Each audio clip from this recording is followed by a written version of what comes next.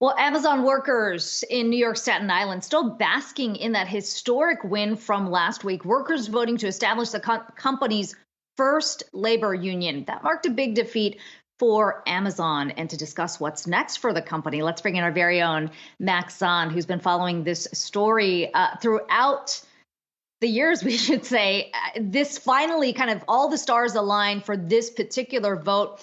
How quickly could we see the ball rolling here in terms of what that organization is likely to look like? Yeah, so you make a good point. We have this first U.S. union at Amazon, but the next step is to make that be put into practice, and that comes with a first union contract. Now, that would not only be good for the union and for that organization, as you mentioned, but it would add to the momentum for organizing nationwide. Now, it would take two steps to get there. The first is to finalize this election result, and the second is to go through those contract negotiations. Now, to finalize that result, both parties have until Friday to file objections. Now, it's unlikely the union will file objections since it won, but Amazon has said it's, quote, disappointed in this result. It has said it's weighing its options, including filing objections. Now, what they could file for is what they have said is undue and inappropriate influence by the National Labor Relations Board. Now, remember, that's the federal agency that carried out this election. So those are serious allegations. And if they're brought, it could take months to resolve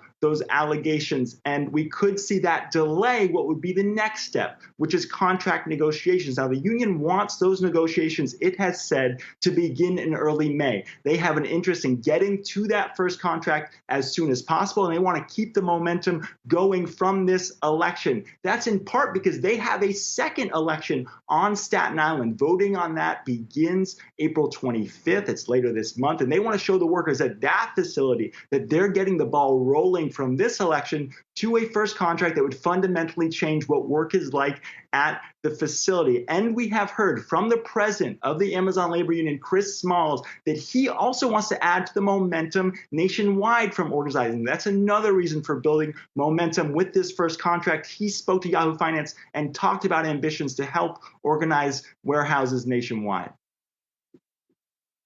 It's all a part of the same movement. We definitely stand in solidarity with the Starbucks workers that are unionized, and we're hoping to do the same thing. We're hoping that, we're successful here in New York. We'll have the same domino effect across the country as well. We want to see other workers and other industries organize their workplaces, and especially Amazon.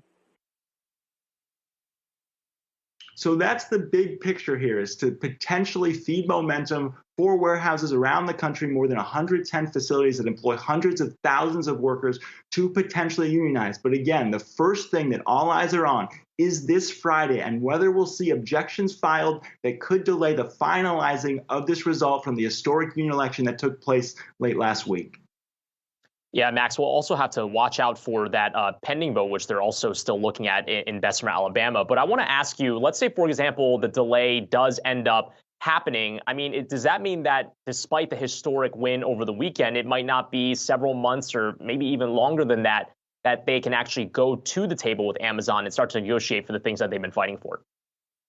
100%. That's exactly right. And you know what we could see? I mean, if Amazon does file those objections and those objections succeed, we could see the nullification of this historic vote entirely, which could force a revote at this facility. And that could take months before we even see that revote. And what we know about these first contracts, now let's say they do challenge, it takes months for that challenge, the challenge ultimately fails. What we know about first contracts with newly unionized employees is it takes an average of 409 days to get that contract. That's more than a year. It could take even longer at a place like Amazon. That's from a study from Bloomberg Law that came out last year. So this is a long process before we see that first union contract. And so we'll see whether, again, the momentum at other facilities, this other vote on Staten Island, whether those start to trickle in before this contract or whether we could have a wait. I mean, if I'm a worker at another facility, maybe I want to see if it's even worth taking the risk to vote for a union if, to get to that contract takes so long and is so trying.